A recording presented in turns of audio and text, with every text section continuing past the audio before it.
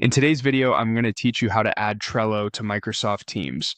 By the end, you'll have the official connection set up so your Trello board can work seamlessly inside Teams, making it easier to track tasks without switching apps.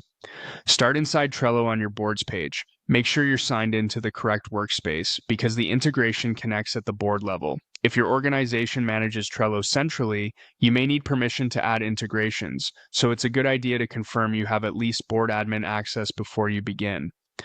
Open the board you want to use in Teams. Pick the one your team collaborates on most, since this connection is designed to bring that board's lists and cards into your Microsoft environment. Once the board is open, look for power-ups in the board's header. This is where Trello keeps all integrations and enhancements. Open the Power-Ups menu, then choose Add Power-Ups. This takes you to Trello's directory of integrations. In the search bar, type Microsoft Teams. You're looking for the Trello power-up that connects to Microsoft Teams. Selecting the official listing ensures reliable features and updates. If you don't see it right away, check your spelling, clear any filters, and make sure your network or admin settings aren't blocking the marketplace. Select the Microsoft Teams listing and click Configure. This action starts the linking process from the Trello side. Depending on your setup, you might see a prompt explaining what the integration does, along with any permissions it needs. If your workspace has limits on power-ups, you may be asked to confirm which ones stay enabled.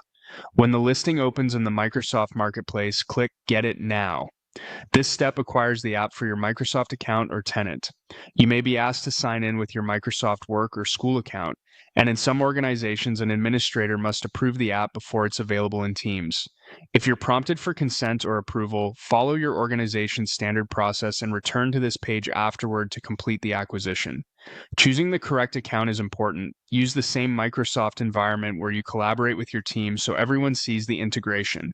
Once you've gotten the app, you're set to finish setup with the on-screen prompts.